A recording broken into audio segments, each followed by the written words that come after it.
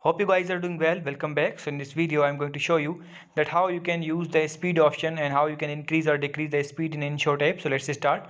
So first of all, what we have to do, we have to go to the Inshot app. So I'm going to open it. So we have to click on this, and after clicking on this, as you can see, now what we have to do, we have to click on the video option, and now we need to choose this new option. And after that we have to choose the video, which video we want to use. For example, I'm going to use this one, so I'm going to choose it, and we have to click on the right. And after that we need to scroll this, and after that, as you can see, we will get the speed option here.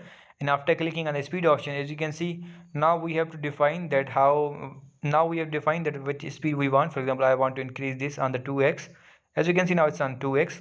If you want to increase it more, you can also do that. As you can see, now I have increased on here.